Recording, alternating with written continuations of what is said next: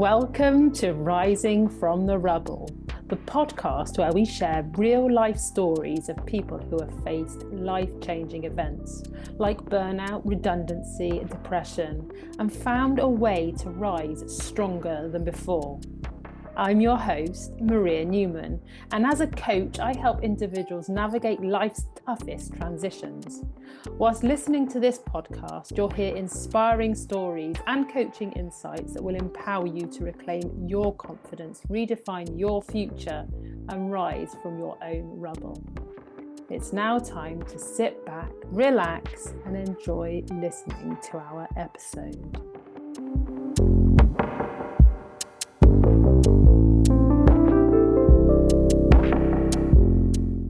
Rising from the rubble is not about overcoming disasters. Rising from the rubble is about overcoming personal challenges.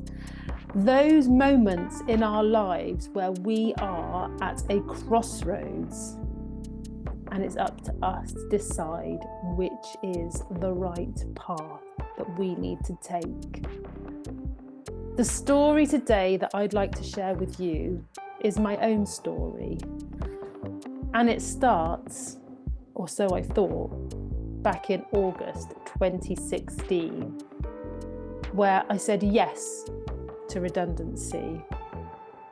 Back in 2016, my son was 10 and a half months old and my daughter was 2.5 years old. And although at the time I said yes to redundancy, the trigger point for making that decision actually happened many years earlier. Because you see, the company I was working for at the time, I had also worked for on a year-out placement. And I remember I was in the car with a senior manager and I asked him, "So, how did you get to where you are today in the company?" And he simply said to me, "Well, I started as an apprentice. I then got a full-time position. I then became a manager. I got married, had a couple of children, and well, now the pension is too good to leave." And I remember thinking, oh my word, that sounds awful. You can't leave because the pension is too good? And I made a promise to myself there and then that I wouldn't work for a company for any longer than 5 years.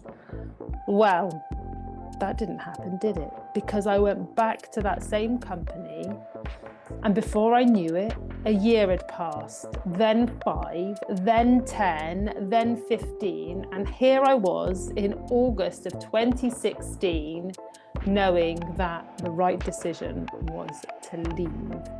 Otherwise, I would be turning into that same senior manager, feeling I had no option to stay because the pension is too good. Now, this was the beginning of my new chapter. I left the company without really having a plan. I only knew that obviously I needed to get a job working for another company. And so I thought, who can help me? Who can guide me to find that right employer? So I started seeing a life coach. And I know, when you hear the word life coach, some people cringe. However, I've got to say, it was one of the best things I did. I started working with a lovely lady called Anna. And one of the first questions she asked me was, "So Maria, what do you really want to do with your life?" And before I knew it, and quite naturally, I said to her, "Well, I'd love to have my own business, but I don't have an idea." And we worked together, and eventually I started my first business called Fill That Space, which was about promoting local Bristol artists. And in my mind, I had this wonderful picture that I would be setting up exhibitions and they would be very successful and I'd be promoting all these wonderful artists. And to be honest with you, I thought it was going to be some kind of overnight success. However, it wasn't, and it was really difficult. And I had high moments and I had low moments. And I remember one of my lowest moments was at Christmas time, having run the business for no more than a year. And my last exhibition didn't even break even. And I was sat by myself whilst the children were in the lounge, getting really excited about Christmas. And I was feeling sorry for myself. I was throwing myself a pity party for one. And in that moment, as I looked through the window and I could see my children really happy about the fact that it was Christmas time and there was me feeling sorry for myself, it put life into perspective. And I knew that I had to do something different. You could say I'd reached another crossroads in my life. Now, the good thing was, after taking voluntary redundancy, I'd started blogging. And the name I gave myself was Mummy on a Break, because I was a mummy and I was on a break from being employed. And so I thought, well, maybe this is my purpose. Maybe I'm supposed to be helping women, mums in particular, like me, who have come to a crossroads in their lives, who aren't quite sure which way to turn. I can use my experience and help guide them through that decision. So I wound down, fill that space, the business that I'd lovingly created, having taken voluntary redundancy, and decided to put together an online course for mums like me, because I know how precious time is and how inconsistent time can be. And I thought I'd create this wonderful online course. Mums could access it when they are able to, and I can help millions of mums. Well, I don't know whether you've seen the film Field of Dreams with Kevin Costner, where the ghosts tell him, build it and they will come. And obviously, he built it, they came.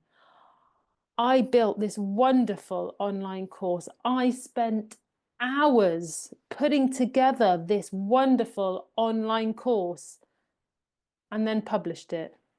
And unlike Kevin Costner, where they came, all I got was tumbleweeds. Nobody came, not a single sale. And that was back at the beginning of 2020. Do you remember 2020? You know, the year where COVID hit. March happened, the doors were shut. We were all forced to stay inside. And there was me thinking, what am I going to do next? What can I offer to the world? Because as you know, living is not free. You cannot live on air alone. So whilst I was homeschooling my children, I was thinking, what do I have to offer that others will find valuable and that would want to buy from me? And eventually, I had an idea. I was going to teach people how to podcast. You see, up until that point, I'd been podcasting for about 8 months. Yes, this is not my first podcast. And I knew how easy it was to podcast. And I thought, that's what I'll do. I will show people in 1 hour online how to podcast. So that's what I did. I set up an online interactive workshop on Zoom. And like many other people, I'd never used Zoom before. And P.S., I'd never run a workshop before. And unlike my other endeavours, this one was successful. I did have people pay to show up. And that started, for me, my business. People were paying to work with me. And from there, not only did I start showing people, teaching people how to podcast, I also taught people other skills like how to make money from your superpower, how to master your mindset. And it was great. However, I also had this niggling feeling inside me that I needed to do more. I needed to help more people. So I then started to coach people on a one-to-one personal level to help them to get to where they wanted to be. And my business has grown. It might not be where I want it to be yet. However, I am definitely on the track that I want to be.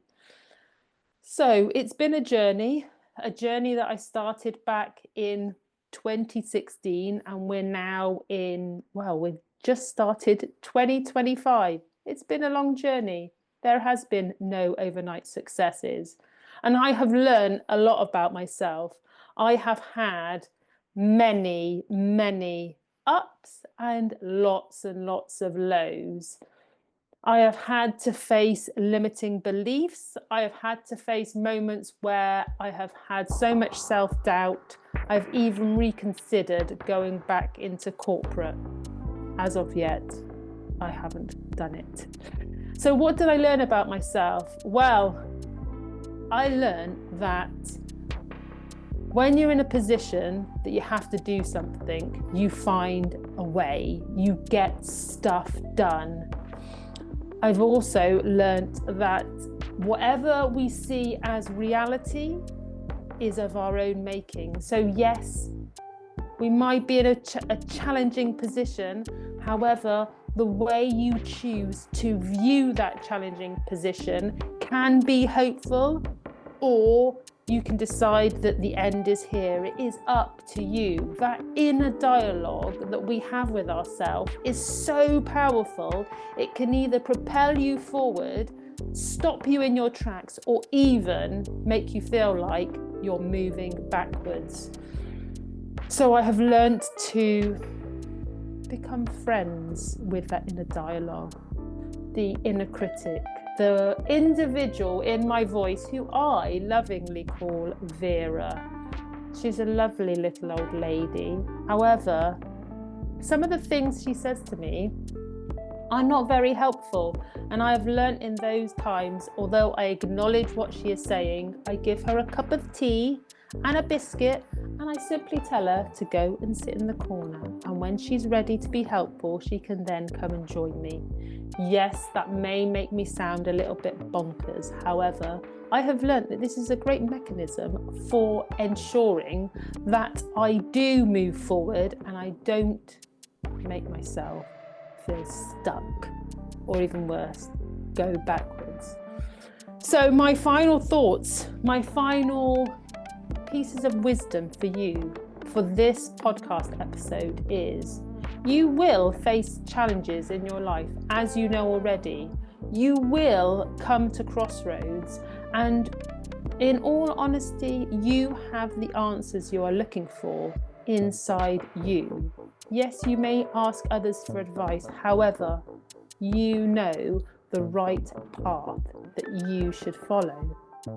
And having said that, I would like to make a special offer to you as we draw this episode to a close. And that simply is, if you want to experience a coaching session, if you want to face the crossroads that you are currently dealing with, then apply for my free 30-minute coaching call. It's called Ignite Your Life. And for 30 minutes, we together can explore where you are and the options that you can take forward. All the information is in the description. So this just leaves me to say thank you for listening. Please share your story with me, and I look forward to seeing you in the next episode. Take care.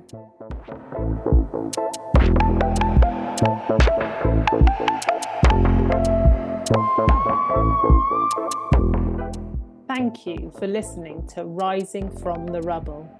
If you enjoyed today's episode, be sure to subscribe, leave a review, and share it with someone who needs to hear this. Also, remember to download your free life assessment. Just click the link in the description to get started. Take care, and remember, every setback is an opportunity for growth. I'll see you next time.